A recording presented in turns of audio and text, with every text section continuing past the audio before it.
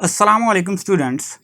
अगर हमें ये मालूम करना हो कि स्कॉट जिस डिपार्टमेंट में काम करता है उसका नेम और लोकेशन क्या है, तो हम एम्प के टेबल से ये मालूम नहीं कर सकते, क्योंकि एम्प के टेबल में सिर्फ एम्प्लॉयज़ का डाटा है, डिपार्टमेंट्स का डाटा डेप्ट के टेबल में है।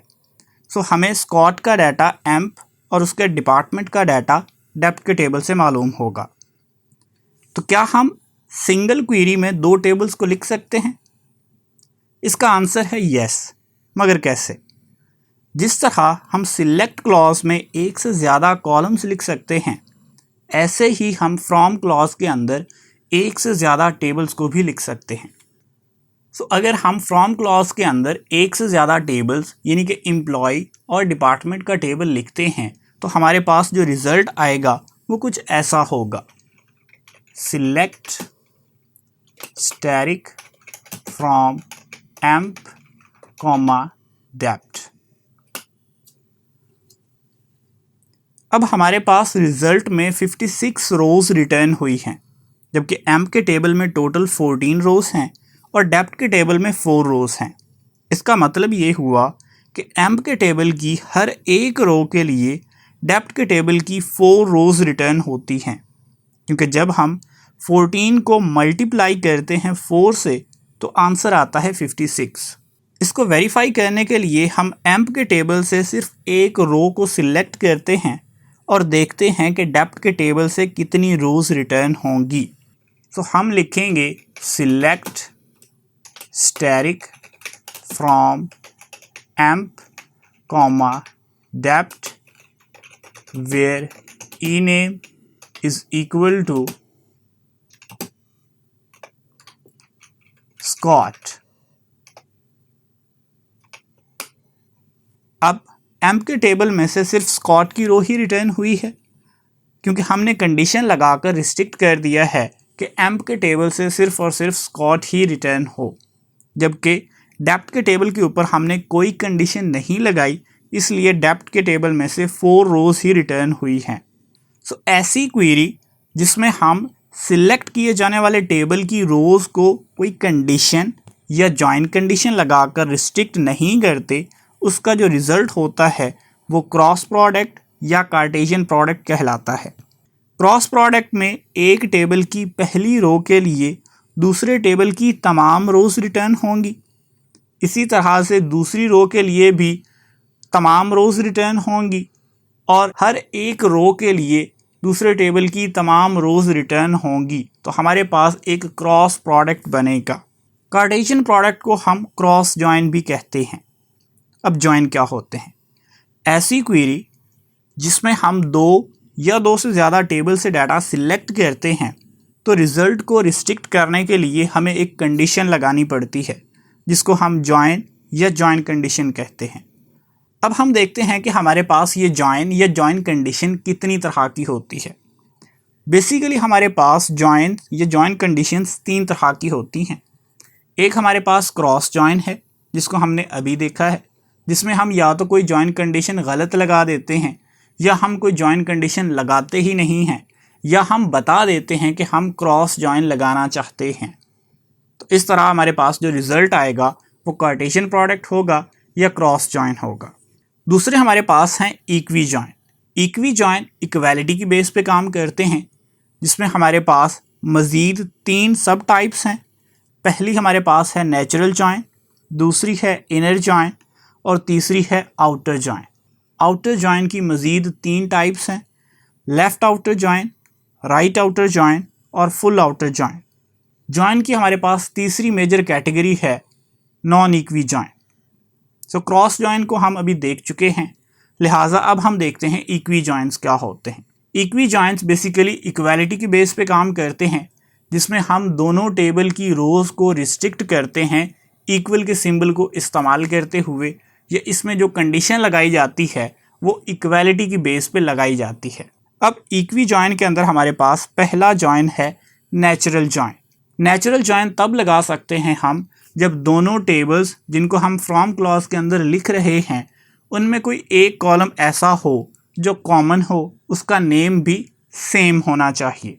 सो फॉर एग्जांपल हमारे पास एम्प और डेप्थ के टेबल में डेप्थ नंबर का एक कॉलम ऐसा है जो दोनों में कॉमन है। सो हम अगर नेचुरल जॉइन इस्तेमाल करना चाहते हैं तो उसके लिए हम जो क्वेरी लिखेंगे वो कुछ इस तरह की होगी। हम लिखेंगे सिलेक्ट स्टैटिक फ्रॉम एम्प, उसके बाद हम लिखेंगे नेचुरल जॉइन डेप्थ। इस तरह से एसक्यूएल जो है वो खुद से चेक करेगा कि एम्प और डेप्थ के टेबल में कौन सा कॉलम ऐसा है जो कॉमन है। जो कॉलम कॉमन होगा उसकी वैल्यूज़ की बेस के ऊपर दोनों टेबल की रोज़ को रिस्ट्रिक्ट कर दिया जाएगा और हमारे पास रिज़ल्ट के अंदर 14 रोज़ ही रिटर्न होंगी। इसमें जो कॉमन कॉलम होता है वो सबसे पहले लिखा जाता है और उसको रिपीट नहीं किया जाता, जबकि इनर जॉइन में हम देखेंगे कि जिस कॉलम के ऊपर हम कंडीशन लगाते हैं वो हमारे पास रिज़ल्ट में 2 दफ़ा शो होगा। अब हम देखते हैं कि इनर जॉइन को हम किस तरह से यूज़ कर सकते हैं। इनर जॉइन के अंदर बेसिकली हम बाकायदा इक्वालिटी की कंडीशन खुद से लगाते हैं। सो इसी को अगर हमने इनर जॉइन की मदद से एग्जीक्यूट करना हो तो हम लिखेंगे select static from amp inner join depth, उसके बाद हम लिखेंगे ऑन। अब यहाँ पर हम जॉइन कंडीशन लगाएंगे कि हम इनर जॉइन किस कंडीशन की बेस पर लगाना चाहते हैं। हमारे पास एम्प के टेबल के अंदर एक कॉलम है डेप्थ नंबर, सो एम्प का डेप्थ नंबर इक्वल टू होना चाहिए डेप्थ के टेबल के डेप्थ नंबर के।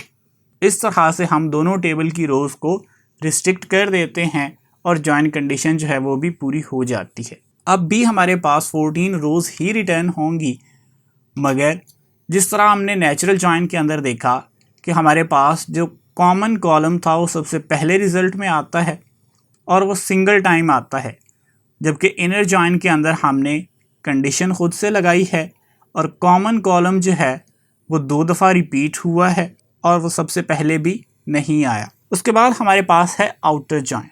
आउटर जॉइन बेसिकली हम तब लगाते हैं जब 2 टेबल्स में से एक टेबल में कुछ डाटा ज़्यादा हो जो जॉइन कंडीशन को कम्प्लीटली फुलफ़िल नहीं करता और हम उस डाटा को भी सिलेक्ट करना चाहते हैं। उस सिचुएशन में हम आउटर जॉइन को इस्तेमाल करते हैं। आउटर जॉइन में हम सबसे पहले लेफ़्ट आउटर जॉइन को देखते हैं। लेफ़्ट आउटर जॉइन के अंदर हम बाकायदा लेफ़्ट आउटर जॉइन का कीवर्ड इस्तेमाल करते हैं। इसमें हमारे पास लेफ़्ट साइड का जो टेबल होता है उसमें कुछ रोज़ ऐसी होती हैं जो एक्स्ट्रा होती हैं और राइट साइड पे हमारे पास उनके अगेंस्ट कोई वैल्यू नहीं होती। तो उस सिचुएशन में हम लेफ़्ट आउटर जॉइन इस्तेमाल करते हैं। इसको लिखने के हमारे पास 2 मेथड्स हैं। एक हमारे पास ओल्ड सिंटैक्स है और दूसरा हमारे पास न्यू सिंटैक्स है। ओल्ड सिंटैक्स के अंदर हम प्लस का ऑपरेटर इस्तेमाल करते हैं और न्यू सिंटैक्स के अंदर हम बाकायदा लेफ़्ट आउटर जॉइन का कीवर्ड इस्तेमाल करते हैं। सो मैं पहले ओल्ड सिंटैक्स लिखकर आपको दिखा देता हूँ। ओल्ड सिंटैक्स के मुताबिक आप लिखेंगे select static from emp comma depth where emp dot depth number is equal to depth dot depth number. अब लेफ़्ट आउटर जॉइन को रिप्रेजेंट करने के लिए हम यहाँ पर प्लस का ऑपरेटर इस्तेमाल करेंगे। इस तरह से हमने लेफ़्ट आउटर जॉइन को प्रॉपरली यूज़ किया है। हमारे पास चूँकि लेफ़्ट साइड पे कोई भी ऐसी रो नहीं है जो राइट साइड की कंडीशन को फुलफ़िल ना करती हो, इसलिए हमारे पास 14 रोज़ ही रिटर्न हुई हैं। अब अगर हमने इसको न्यू सिंटैक्स के अकॉर्डिंग लिखना हो तो उसको हम किस तरह से लिखेंगे? उसमें हम लिखेंगे select static from amp left outer join. अब इसमें आउटर का जो वर्ड है ये ऑप्शनल है। आप चाहें तो आउटर का वर्ड लिख दें, चाहें तो आउटर का वर्ड आप स्किप कर दें। Depth on emp dot depth number is equal to depth dot depth number. इस तरह से भी हम लेफ़्ट आउटर जॉइन को इस्तेमाल कर सकते हैं। उसके बाद हमारे पास नेक्स्ट है right outer join. Right outer join में क्या डिफरेंस होगा कि हमारे पास राइट साइड पे कुछ ऐसी वैल्यूज़ होंगी जो राइट साइड के टेबल में तो मौजूद हैं, मगर उनके अगेंस्ट लेफ़्ट साइड के टेबल में कुछ वैल्यूज़ मौजूद नहीं हैं। सो हम चाहते हैं कि राइट साइड के टेबल में वो जो वैल्यूज़ हैं जिनके अगेंस्ट लेफ़्ट साइड पे कोई वैल्यू एग्जिस्ट नहीं करती, वो भी हमारे पास रिज़ल्ट में शो हों। मिसाल के तौर पर हमारे पास एक डिपार्टमेंट नंबर 40 ऐसा है जो यहाँ पर एम्प के टेबल के अंदर कहीं पर भी एग्जिस्ट नहीं करता। सो अगर हम उसको भी देखना चाहते हैं तो उसके लिए हम राइट आउटर जॉइन को इस्तेमाल कर सकते हैं। राइट आउटर जॉइन के लिए भी हमारे पास 2 डिफरेंट सिंटैक्स हैं। हम दोनों से ये प्रोग्राम एग्जीक्यूट करके देखते हैं। सो हम राइट आउटर जॉइन के लिए लिखेंगे ओल्ड सिंटैक्स के according select static from emp comma depth where emp dot depth number. अब यहाँ पर ऑपरेटर आएगा equal to depth dot depth number.